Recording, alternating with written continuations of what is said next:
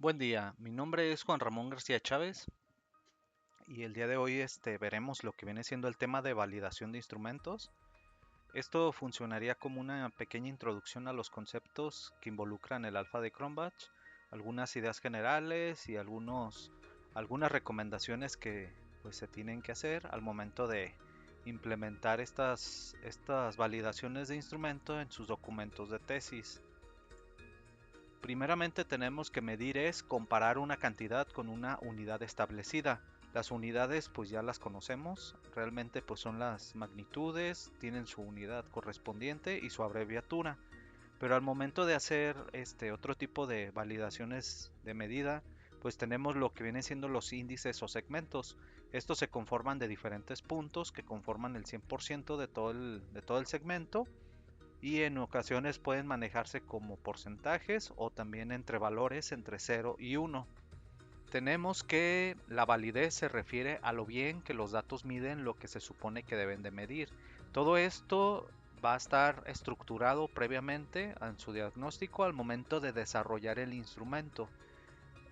Al aplicar todos los conceptos y fundamentaciones que su tesis requiere, el instrumento pues va a estar conformado por cierta estructura muy establecida de diferentes autores. Esto va a generar cierta validez al momento de implementarlo, ya sea que ustedes lo diseñen o al momento de que utilicen uno ya establecido. Del mismo modo, la confiabilidad de los datos se refiere a la consistencia con que se presentan los resultados en la muestra de población.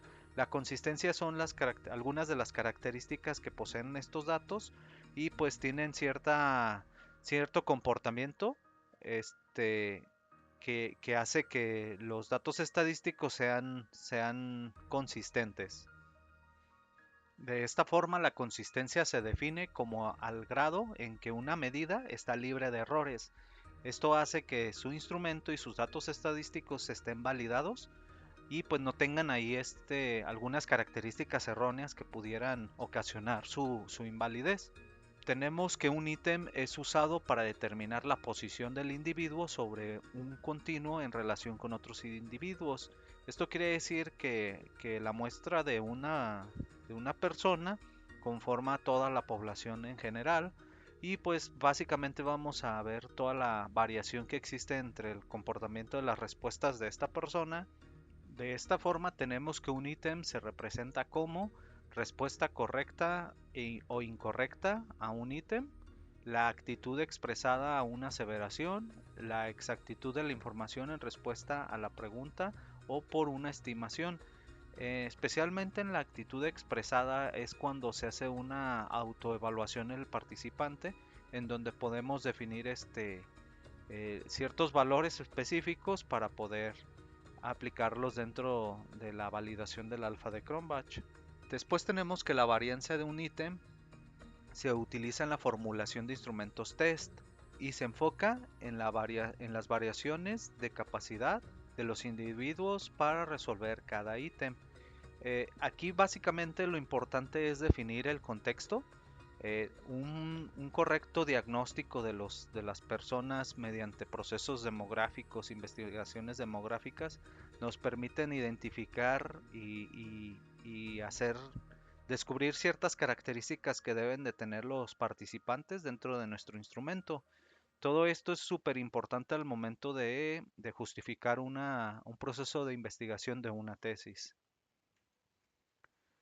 Tenemos que el alfa de Cronbach fue creado en 1951 por Lee J. Cronbach. Es un índice usado para definir la confiabilidad del tipo de consistencia interna de una escala para evaluar la magnitud en que los ítems de un instrumento están correlacionados. Bueno, aquí se muestra la fórmula en donde tenemos que alfa de Cronbach es igual al número de ítems sobre ese mismo número de ítems pero menos uno. Esto se multiplica por uno menos la suma de la varianza de cada ítem sobre la varianza total. Todo esto nos va a permitir desarrollar la fórmula. Aquí lo recomendable es que no indaguemos mucho en esto, pero sí se debe de justificar al momento de hacer la aplicación de la validación en alguna herramienta o software estadístico. También se puede concebir este coeficiente como la medida en la cual algún constructo, concepto o factor medido está presente en cada ítem. Generalmente un grupo de ítems explora un factor común y muestra un elevado valor de alfa de Cronbach. Esto significa que es aceptable.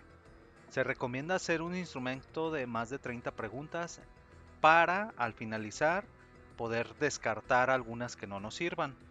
En las pruebas pilotos pues se recomienda aplicar el instrumento a 10 participantes, esto de acuerdo a los autores Cohen y Swerling. Se aplica a instrumentos con respuestas en la escala de Likert de los 5 niveles. Aquí tenemos algunos ejemplos de este tipo de escala, donde pues las opciones están muy enfocadas en estos 5 niveles. Unos pueden ser de acuerdo a la frecuencia, a la importancia, a la probabilidad y de estar de acuerdo o en desacuerdo. La nota aquí importante es que la escala de tipo Likert es un instrumento de medición o recolección de datos cuantitativos usado en investigaciones. Esto nos garantiza de que esta estructura pues es válida y lo podemos utilizar dentro de nuestros documentos de tesis.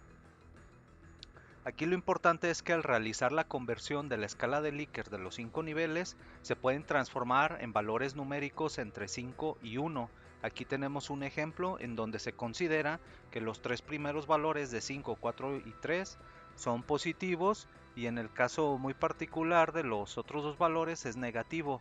Esto garantiza y facilita lo que viene siendo la transformación para hacer la validación del instrumento. Aquí tenemos un ejemplo de cómo queda la tabla en forma final en su estructura.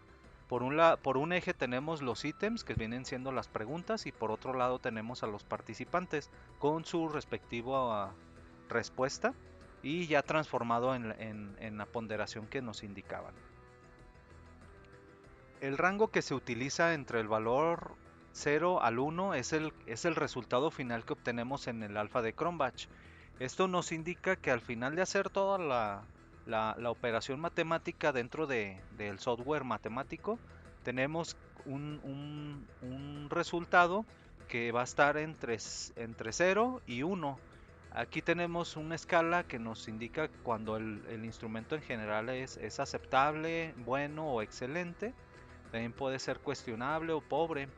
Aquí lo importante es que estas escalas también nos permite pues verificar qué tan bueno el instrumento es y pues también si se está aplicando en el contexto adecuado. Tenemos que el instrumento puede validarse en general o por ejes. Esta es una opción que se considera viable.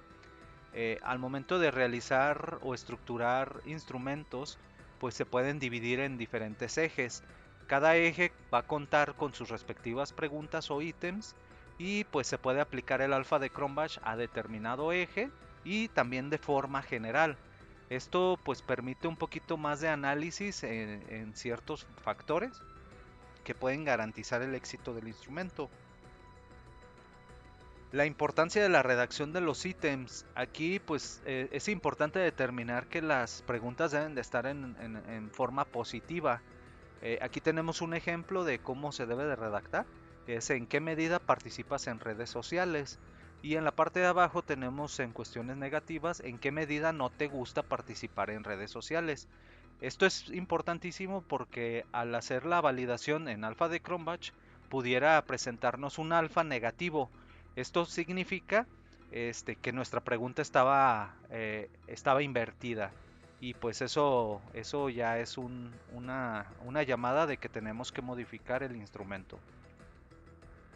Dentro de las ventajas, pues tenemos que dentro del análisis es posible identificar qué ítems pueden ser modificados o retirados y así aumentar la confiabilidad del instrumento. En este caso, pues les muestro el alfa de Cronbach general, que es de .932 en este ejemplo, y pues en los resultados del software matemático nos indica pues que al retirar el ítem 1 podemos obtener un alfa de 0.928. Esto indica que esa pregunta es consistente, si la retiramos nos perjudica. Pero por ejemplo en el caso del ítem 2 Al retirar dicha pregunta, nuestro alfa de Cronbach aumenta de 0.932 a 0.933, pero aquí ya entra en cuestiones de nuestro criterio en determinar si realmente es significativo el aumento o si realmente pues nada más es algo pequeño y no es tan crucial. Pues al finalizar tú analizarás mediante el programa IBM SPSS qué ítems aportan a tu investigación y qué modificaciones son las pertinentes.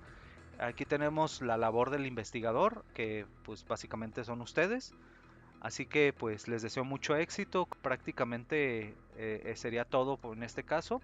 Les presento algunas de las bibliografías para desarrollar esta presentación, este video. Y pues les deseo mucho éxito.